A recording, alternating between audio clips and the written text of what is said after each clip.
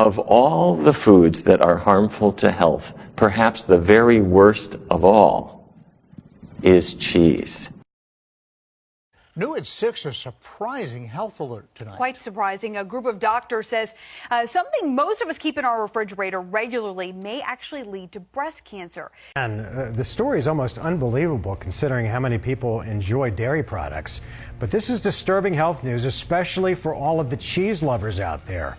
More than 12,000 doctors now across the country are calling on the FDA to put a cancer warning label on all cheese products. Dr. Deborah Wilson with the Feathers Foundation and Circle L Ranch is sounding the alarm. The alarm is about the risk of eating particularly cheese. She's one of 12,000 doctors trying to get the FDA's attention when it comes to cheese products. That is associated with a higher risk of not only getting breast cancer, but dying of breast cancer if you have breast cancer.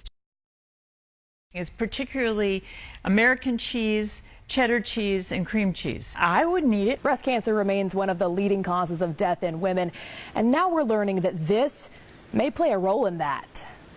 This Breast Cancer Awareness Month, a group of more than 12,000 doctors is sounding the alarm about a new risk. This is a concern for every woman, not just someone who's had a diagnosis. That concern, cheese. Doctors say the high-fat dairy product contains high levels of estrogen, which research shows can lead to increased risk of both diagnosis and death from breast cancer. One study showing women who consumed the most cheese had a 53% higher risk of getting the disease. That's why the Physicians Committee for Responsible Medicine is urging the FDA to put cancer warning labels like this on cheese. There's enough evidence here to ask or suggest that women should go ahead and pass on the cheese. The committee issued this petition to the FDA on October 3rd.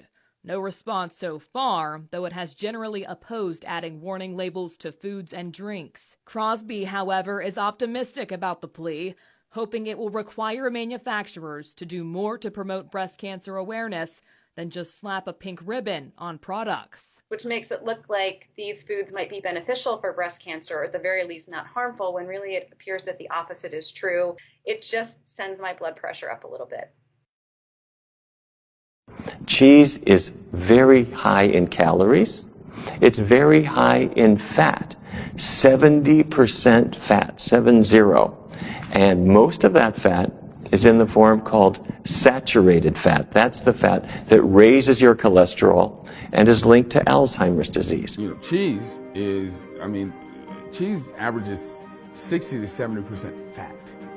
When you take, 2 gallons of milk and concentrate it down to a pound of cheese, you got all of those morphine-like reward compounds concentrated in that cheese. And yeah, when people eat it, they're like, this is awesome. It's a perversion of what nature intended, and it's making people eat this artery clogging, disease-causing stuff. When an adult human ingests something that starts to make our cells want to try and grow, our cells really can't grow. But what they can do is become tumors. And some of those tumors can end up being cancerous. And that's one of the reasons that you see that dairy foods are associated with cancer growth. Cheese seems to be addicting. People get hooked on cheese, and they want it every day. And because it's high in calories and fat, they gain weight. Because it's high in cholesterol as well as the bad fat, their cholesterol levels go up. And it's high in sodium too, so their blood pressure gets worse. And studies have shown that people that eat dairy foods on a regular basis have higher levels of a hormone called IGF, insulin-like growth factor.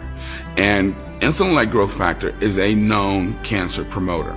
There's nothing about having excess hormones in the body that benefits the body. If anything, it overtaxes the organs, and as I said, over the long haul, will lead to disease. Hi, I'm Dr. Neil Barnard. I've got 3 facts about cheese that you need to know about. The first is, if somebody hasn't washed their feet in a good long time, you don't want to sit too near them. That's because brevibacteria on their skin are producing these smelly compounds. Well, those very same bacteria are used to produce Munster and Limburger and other stinky cheeses. Brevibacteria, stinky feet, stinky cheese. Second thing, bacteria in your digestive tract make something called butyric acid.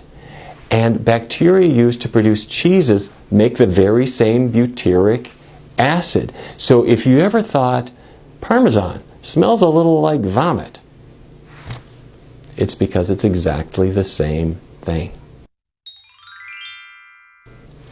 Fact number 3. If you got on a plane and went to Sardinia, off the coast of Italy, there's a cheese called pecorino, and local aficionados allow flies to lay their eggs in the pecorino, and it starts, as the maggots hatch, they start to digest the cheese, creating this massive glop called casu marzu, and the maggots can actually jump.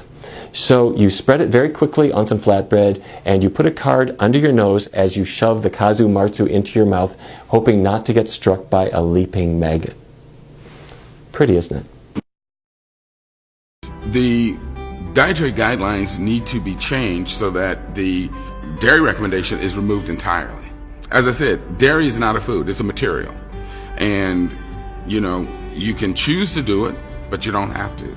And because of the health consequences, you shouldn't. So if you're thinking about which foods should I break free from, number 1 on the list ought to be cheese.